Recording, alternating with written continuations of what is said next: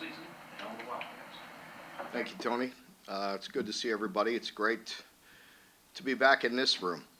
I think it's been a while since we've had a press conference here in this room. Usually I'm standing in the hallway there after practice, dealing with a lot of noise. So it's good to see everybody, and I think it's fair to say that it's nice walking into the office on Monday morning and it officially being game week. I get asked 2,000 times in the off season if I'm ready for the season, and I'm absolutely not ready until we get to this point.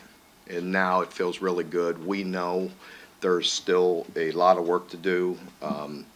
Yes, we got ahead on Southern Miss, and we're able to work on them a bit last week, but it's also the beginning of a week to officially get ready. So we have quite a few newcomers in our program that need to find that routine and that rhythm that I have and try to have throughout the year, and so the players can anticipate and they know what to expect on Monday through Friday through game week. So, offensively, probably, for the most part, that's where there's a lot of change. If you look at, maybe 5, 6 guys that are, very important roles that hadn't gone through this routine. Defensively, not as many. Maybe Pop and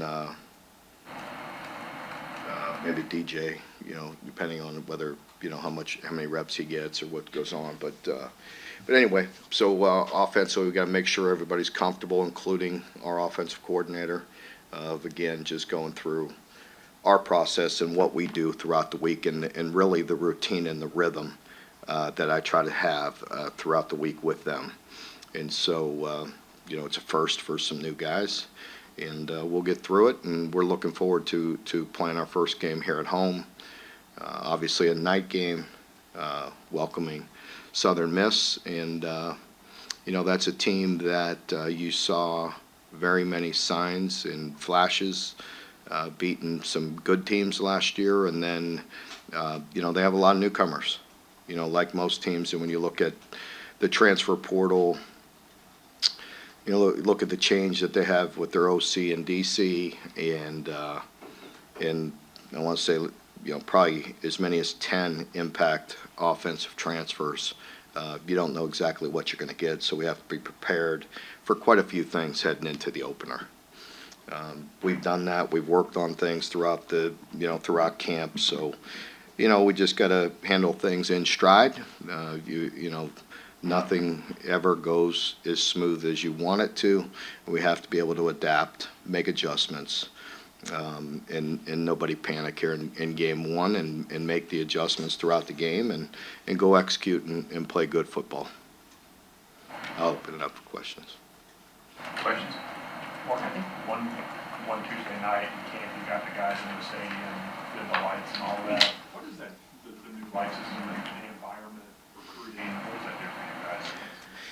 Well, I don't think all the lights and the banners were completely done at that point, but we shall see, how that affects recruiting and the environment and everything. I think it was very hard to replicate it exactly. On that Tuesday, we did put them on at times so they wouldn't see them for the first time in a game night. But the lights are new as well, and that was one of the reasons why I wanted to get over there. We have some players that are new. I think just playing in the stadium's different. The wind blows differently as far as our punt return, kick returns. Just playing in the open field in the stadium, it's important to do that. And playing at night, practicing at night. I mean, also just getting their body acclimated, to coming in, having meetings, having a long break, very similar to what we do in game week right now.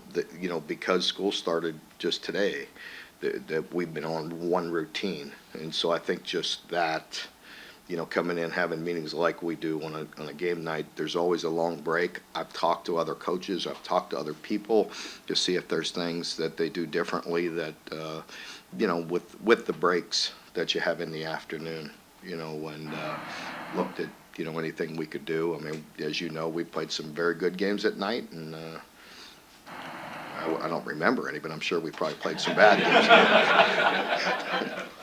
So, I'm sure it goes both ways, so we'll see. Is Corbin Ford available? He is not. Is he in that group of extended absences? Yes. Yes.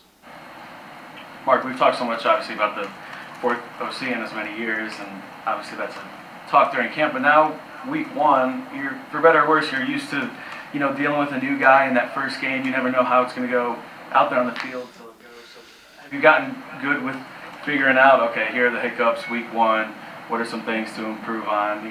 Learning a new guy once you actually get into the game. Yeah, I think we've really tried to head off all those issues.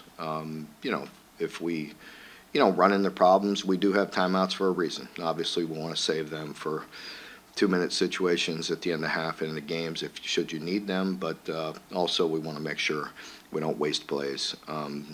We have worked the new communication, over and over again, all the way from spring all the way through camp. We've practiced it. We've practiced it live in the stadium. We try to anticipate those things and head them off before they happen. Nothing, is ever perfect. We're going to strive to be, but we will see. We're going to go out there with a confidence that we are going to be able to operate smoothly.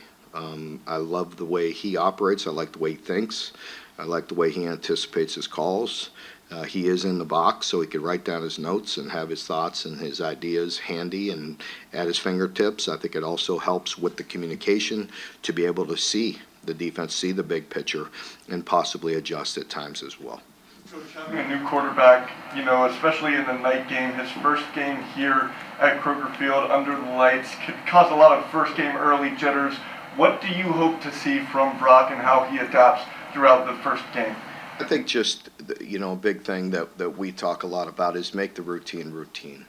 And with him, just continue to operate smoothly, continue to make good decisions, and continue to make the simple look simple and the routine look routine. If a guy's open, hit him and catch and run and protect the football and do the basics. If we continue to do a lot of little things, big things will happen. And, I think that's an important message with our entire team early, because I've mentioned it before. You guys have listened to me for 12 years, and for 12 years I've probably talked about it leading into it. Guys want to do too much too early.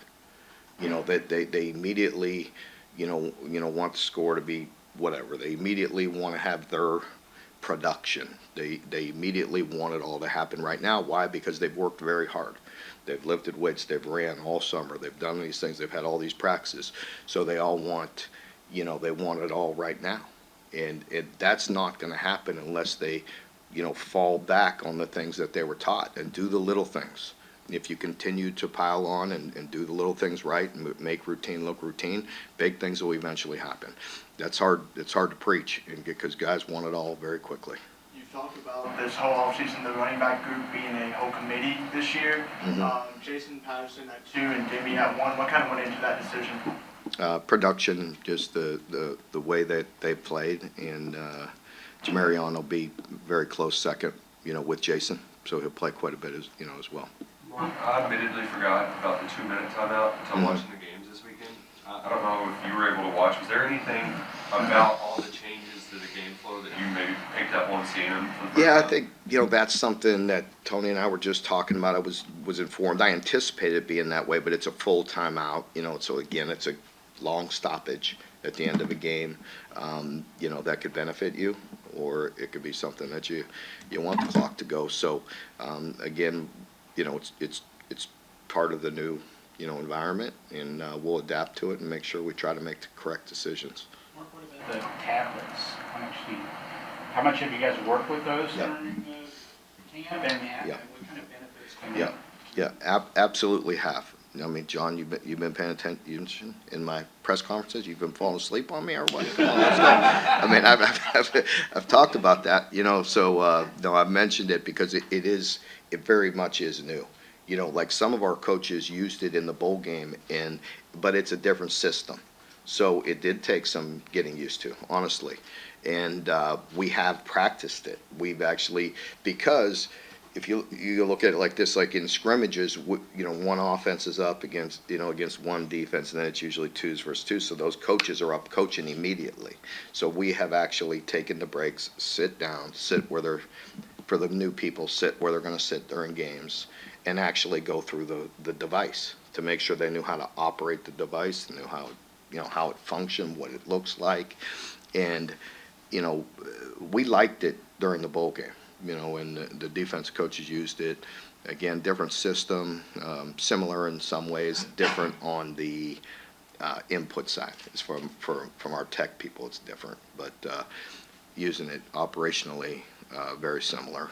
So we have practiced that, and I think it's really important with certain positions. You look at offensive line, and give Coach Wolf time to just sit and see what that looks like and make those adjustments with the players. And for the Coach Hamden sitting up in the booth, he's able to just watch every series. It's kind of handy for him if you're sitting at a table, and up in the press box.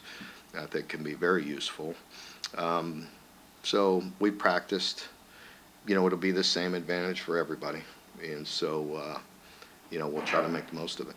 Mark, you guys have talked about the offensive line taking steps forward this year compared to kind of a couple of years ago. You guys struggled starting off, bringing in Coach Warford again. Where is that group at going into week one, and how have they progressed through camp? Yeah, I like that group. I feel like we're improving. I don't think, everybody always, wants to continue to build the depth that we're looking for. We have to continue to bring some young guys along that we feel like can help and that will be needed to help at some point this season. I think the additions with Mincy and Farmer have really helped us. And, so I feel that presence. I feel the physicality out there. Not perfect and still a work in progress, but I think we're getting better. Mark, in addition to Jason Patterson, Abasel and Cutter Bowley were true freshmen on the depth chart. What have you seen from those two guys? Yeah, I was one of the guys that I was just talking about with offensive line that we're going to need to help. You look at Malachi's a redshirt freshman and getting better and really working hard, and we're going to need him. But Abba is a guy that is one of those freshmen that takes things very seriously, works very hard, very conscientious, trying to get better each day.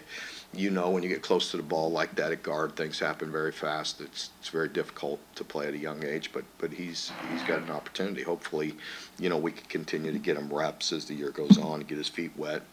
Cutter has been very consistent. We've been very pleased with Gavin and Cutter. Both of them bring, some very good attributes, to the game, to the field, and can do some special things. So we'll see where it goes. Mark, we talked with Barry on the other day, and he was talking about just, they've had 3 different quarterbacks and 3 different OCs, and it's just a lot of change. How are they connecting with that how's that wide receiver connecting with Brock? Now that you've seen that transition a couple times for guys like Barry on and Dane. Yeah, I think, very good.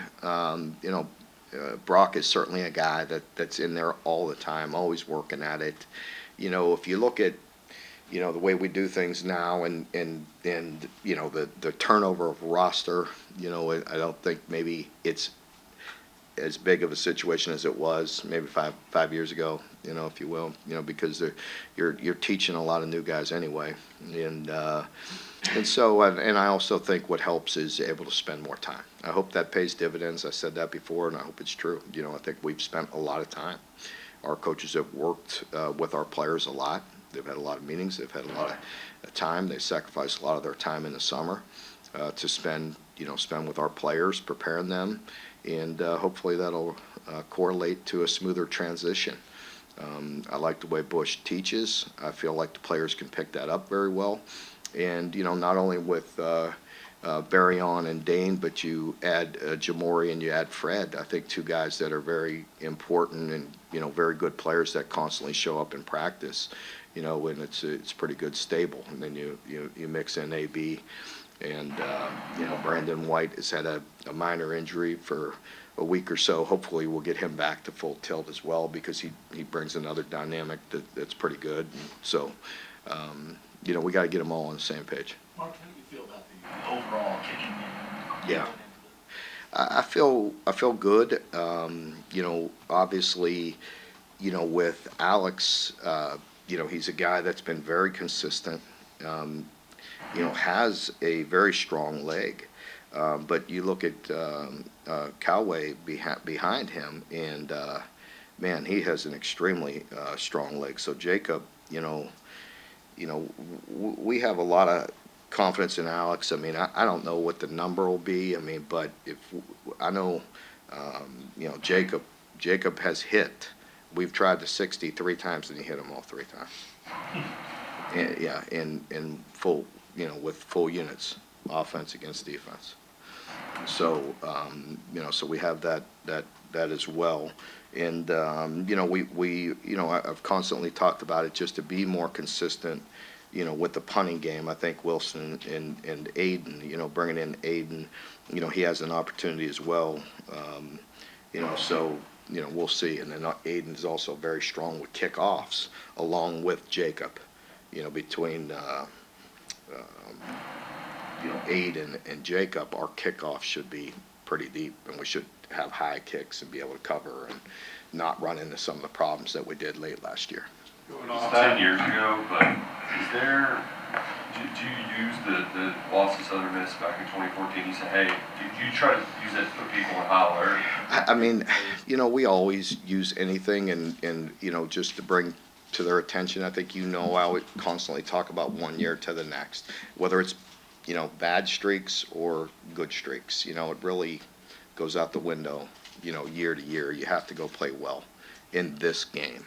But, I think, it's important for us to do the things we're talking about and constantly do the little things and just not try to get ahead of ourselves is the big thing that I'll try to preach. But, yeah, I mean, it'll be brought up. I mean, certainly they'll have, the players know. I mean, they're not oblivious to all that. They understand that we have to go play well. There's a lot of teams that could beat us, and, we could beat a lot of teams. One last question there. The long snapper, Alex McLaughlin listed as starter. What did you see from him during camp? It's been very close, with Alex and Walker. Walker snapped for us all last year as a freshman. Did a heck of a job, but both of them have been good. Aside from the obvious, you want to see a win. What are some other things you want to see from the team in week 1 as you try to maybe work out some kinks? I think just the things that I mentioned. Number one, control what we can control. Do the little things. Take care of our primary responsibility. Guys want to have big vision all the time. And sometimes, you got to zero in on your key, your job to execute and take care of your primary responsibility, and then go play ball. So I think those are the things I'm looking for. Obviously, the operation, how smooth we are. We want to play clean. You got to protect the football. We want to win the turnover battle.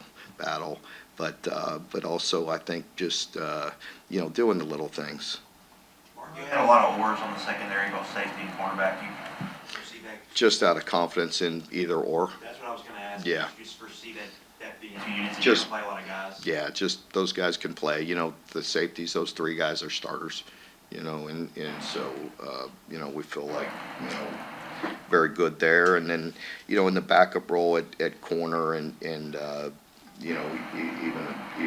even opposite Maxwell, we got to continue to evaluate that position.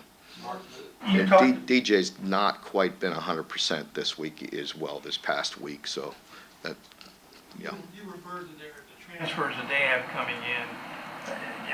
Southern Miss has put a lot of good players in the league through the years. And SEC teams can't get all of them, so how would you assess their talent level going into this one? Because they're kind of fly below the radar a little bit. Well, again, very, very good team, very well coached. Will Hall, I don't know him very well, but we competed against each other. His background, he's got a good, solid background. With some years with Bobby Petrino, and so You know, I think he was at Louisville maybe 1 year. We crossed over, maybe in 17, 16, 17 maybe. But they have 10 new guys, new quarterback, you know, so we'll see. It's hard to assess that until you put it all together and get out there and play.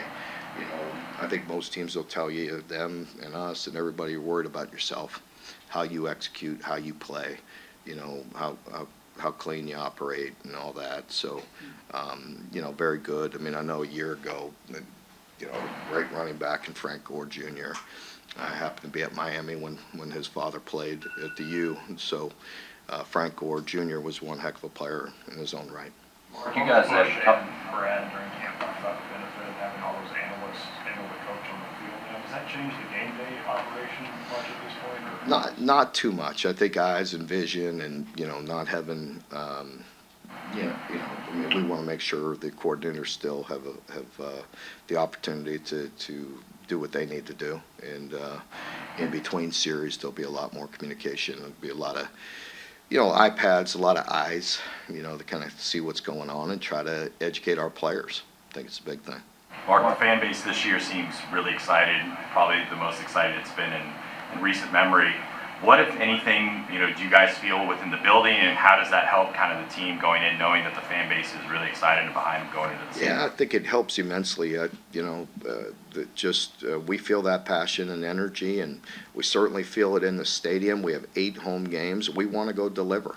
You know, you've heard me say it many times. I feel, you know, a deep obligation to put a team out there that they're proud of. You know, and if they're excited about it and want to come watch us, that's a good first step. Now we got to go play well, and you know, we want to do that. It's important to us, you know, to go out there and you know, coaches coach and players play and do the very best we can. But we're excited about it. You know, can't get too far ahead of ourselves. You know, that's the big thing. Everybody always wants to talk about the schedule, and it's like, hey, let's go worry about Southern Miss. To your point, you know, a few years back, you know, they took care of us, you know, and there were some lessons in that game that I carried with me. You know, you've heard me talk about scars and, you know, calls and plays and things that happen. I mean, I remember very exactly what happened at the end of that half. I remember exactly the call we made. I remember exactly the mistakes I made. You know what I mean? And you know, you're thinking they're running out the clock. I let a call go. I should have called timeout and regrouped. You know, that's on me. And but that was a long time ago, but I don't forget. Yeah.